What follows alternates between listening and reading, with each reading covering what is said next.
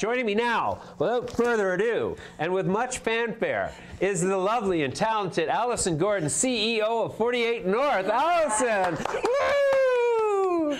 I'm excited. I'm coming back next week to see everybody. You've got some big guests on. Big guests? You mean like tall, or you mean like... I mean like big names. Big names. Everybody better watch. Well, you just like rolled off a list. Oh, but that's, yeah, that's, some of those are, that's all starting in 2 weeks, actually. Sorry, 2 weeks from now. Yes. We will be back. Yes. Well, you know. How are you? What's new? Oh my God, what's not new? Well, it's very cold. Yes. Yes, staying very warm.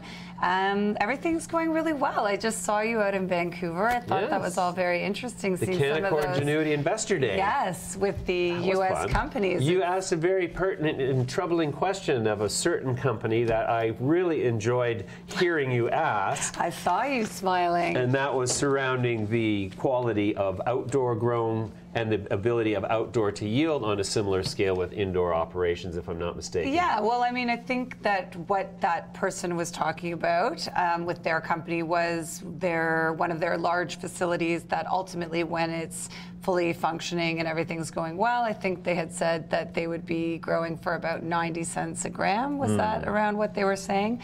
But then they were also talking in their presentation about something I've talked about a lot, which is the next generation products, so that you see, you know, 60 to 70% of the sales in the U.S. being the edibles, the vapes, the creams, the drinks, all of these things. So for me, as you know, at 48 North, we are we have our application in, and we have positive indication from Health Canada for the outdoor grow this summer. So the question that I was asking was, how will you compete in the extracted product game if you're growing at 90 cents a gram? I mean, won't the outdoor be extremely disrupted? And I think that you can see that the person was kind of didn't really quite know how to answer that question. Not prepared, yes. But you own 48 North. Yes. Owns Soleil, correct? No. No? We own Good and Green. Good and Green. Yes. Oh, gosh. Jeannette VanderMarel's company, who founded the Green Organic Dutchman. Oh, I'm confusing. Boy, no, I think Soleil is a brand, a sub-brand. There's another sun-grown cannabis organic lady who is out there in our... No? I'm not aware of who you're speaking of. Boy, you know, things are moving so fast in this cannabis space. It's easy to lose track. It is. Our understanding, I mean, again, MJ Biz reported that we were, according to their sources at Health Canada at that time, a month or so ago, the first and maybe only outdoor application. I don't think that's the case. I do know of a few others. WeMD announced that they've got an outdoor grow permitted now with a cannabis license. Okay. And there's a couple of other small ones. There's one out in the West Coast. What are they called now? They've been on the show. Darn it. Can't remember, but there are a few. I mean, I think some of the bigger LPs like CanTrust and I believe Aurora were doing a small, I'm not sure how large CanTrust is, but Aurora, I believe theirs is sort of a test run for the outdoor. For us, because Jeannette has such great experience in agriculture, so her family were the largest apple producers in Ontario, so she's grown up in large-scale agriculture. That's been a huge part of her experience. So for us, we're going for the full 100 acres. Well, it's about 88 acres when you take away all the fencing requirements, as you can imagine. But the interesting thing, James, that a lot of people don't realize is that 88 acres is actually something like 3 million square feet.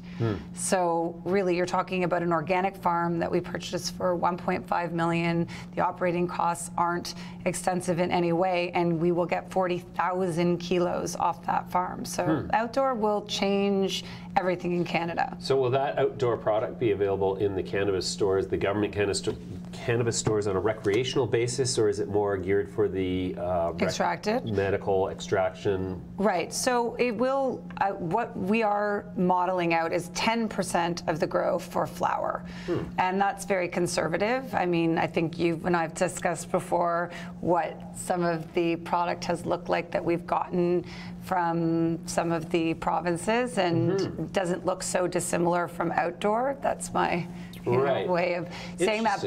But most of that will be for distillate and isolate and will be extracted. But that's what the market's going to need. I mean, we're already in this undersupply, and then you're now moving in October to the extracted products, the edibles and the vapes and all of these things. So how will it happen? Right. One of our viewers is putting up a comment right now that they my were God. pointing out how eloquent and knowledgeable you are, and you're great. Thank you, thank you. That's nicer. Often I've come on and I see comments where people say, outdoor grow, don't you know this is Canada? And it's like, yeah, no, we're well aware. We're not talking about 5 crops a year. You're talking about 1 harvest season. And with 0 power costs, essentially.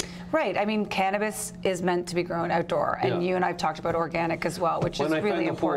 The indoor-outdoor, which is better discussion is sort of missing the point in large degree, because the THC content of any given strain is based on its genetics, not on where it's grown.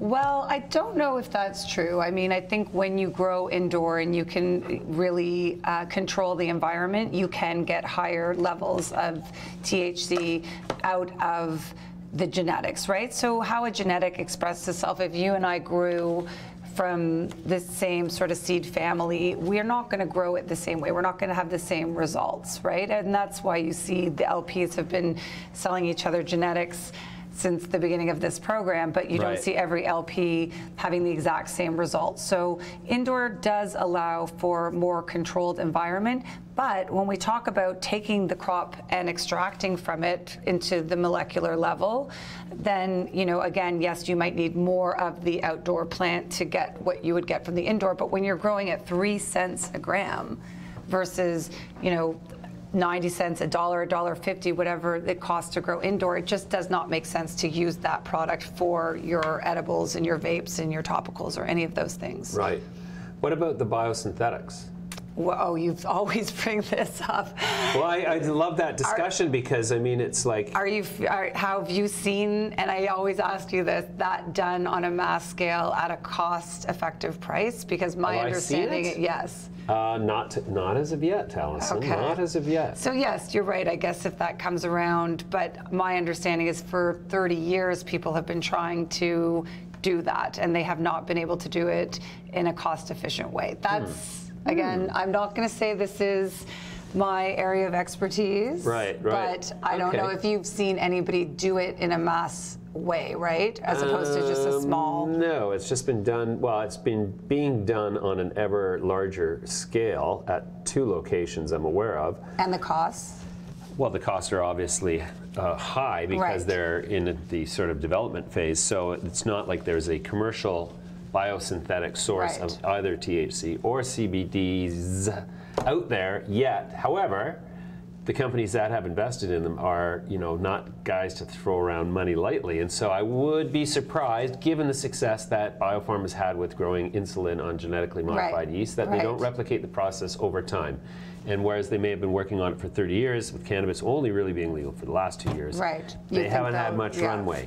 So we'll see, we'll see. I mean, look, for a premium smoker, who cares about biosynthetics? I was going to say, I mean, there's the pharma market, there's the therapeutic market, there's the recreational market, so we don't know. Yes, it's an incredible time. Like we always say, can you believe that you're living through this time where money is just being thrown into cannabis and all over the place.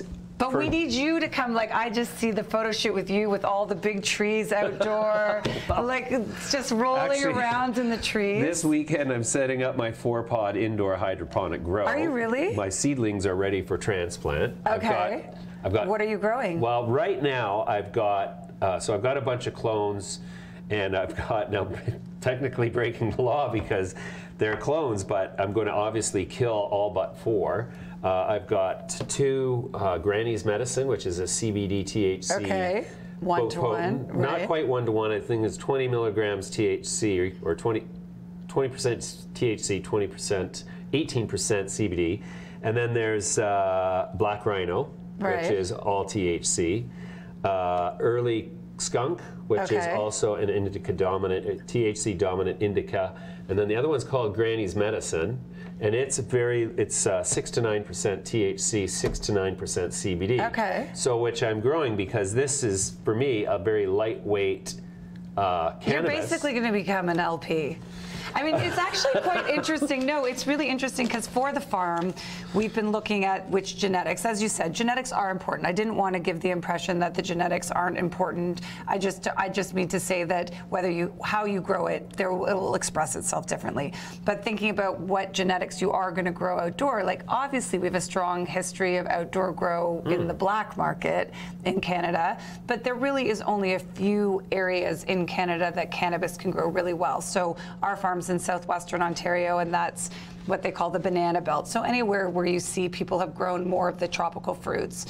And in southern BC, sort of Delta BC would be the other area. So what's interesting is that the latitude of the farm is quite similar to southern Oregon. So looking and speaking with those growers out there or Northern California about the types of genetics and having the year ahead of everybody else to kind of figure out the farm and how and what we're going to grow and to be able to phenotype and do that type of research, I think it's just the most exciting thing for me because we've already been, you and I, part of this revolution. So now I'm like, we need a new revolution. Let's go outdoor. Well, I will look forward to coming out and shooting that. Yeah, with and you. rolling around in the. No, you will never roll around. I'm joking. You'll be wearing actually, your full. You know, technically that's kind of how they make hash in Afghanistan and Morocco. They send guys out with their burlap things and they, you know, walk through the buds like this. And I can see how that would work. In fact, I always thought that was interesting because it's like, oh, that's why that hash tastes the way it does. It's actually a combination of terps, THC, and burlap. And sort of shoe tar to put it all together with a little and bit ship of it. sweat. I know you're looking forward to the hash day that it would be legal. I really am. When do you think that will happen? Oh gosh, well, it's going to happen as soon as I finish my crop. I can tell you that because I know how to make myself some green crack.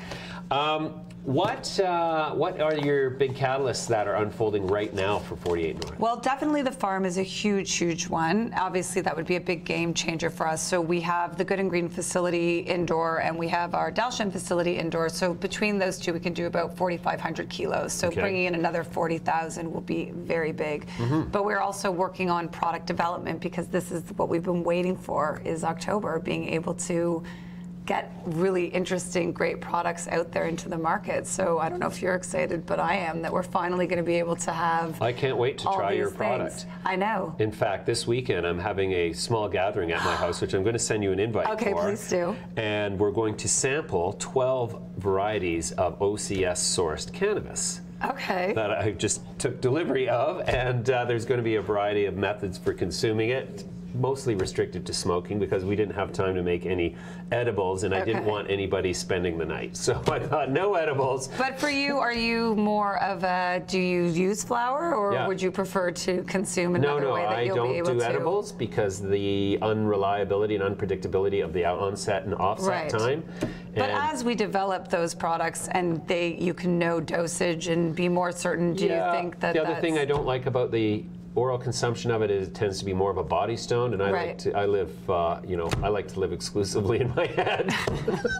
It's all about my bubble up here. I hear you, but it's interesting that you're a dying breed. Really, that's don't say that. Well, you know, that's true. That's interesting. Well, I don't know. I fully expect that, you know, in the backwaters, in the foothills of Humboldt and these places, there are second and third generation descendants of guerrilla growers who are, you know, they're growing up as consumers and connoisseurs of premium dried flower. But we can see that the sales of flower are only in and around 30% in some of these states. True. So something has shifted. I don't know. 30%, I think, I think that the total effect of cannabis, all the benefits of it, can only really be enjoyed if you consume the whole plant. And so this idea where we're going to extract the THC, we're going to extract the CBD, we're going to extract the terps, and then we're going to put it all together in a better product. To me, I have yet to try a better product.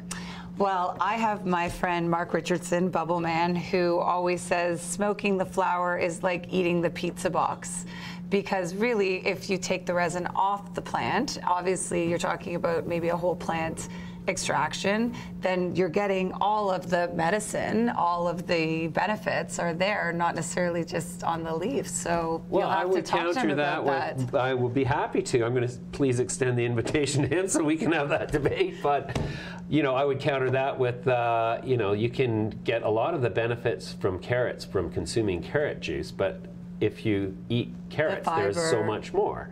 Exactly. And so I would suggest that, I certainly wouldn't be one to say that we know so much about cannabis that it's safe to say that the matter is not really relevant. It's just these small group of terpenes and extracts and CBDs and exactly. So I mean, I'd love to have that debate with him. I'm gonna call him and tell him to have it. But yeah, I think it's just an exciting time to be able to get all this conversation out here, which I can't believe. Every time I'm here, I'm going, we're just sitting here talking about cannabis, and to be able to run a cannabis company, and it's feeling like there's good momentum happening for everybody. I mean, I think the stocks are obviously doing a lot better. They are. Knock on wood. They are. And we're seeing a lot more volume, and I think people are starting to realize, for us, really that outdoor grow. We're getting a lot of calls. People want to know. They're going, how can you really do that? And when we explain how it works, they go, that makes a lot of sense. I mean, why would you not grow for 3 cents so a gram? So the first crop will be September, October? Yes. Okay, great. I know. Well, I'm going to come to the site and I'm going to help. Are you going to harvest? We're going to need a lot of people harvesting. I'll bring my favorite trimming scissors. I've still got my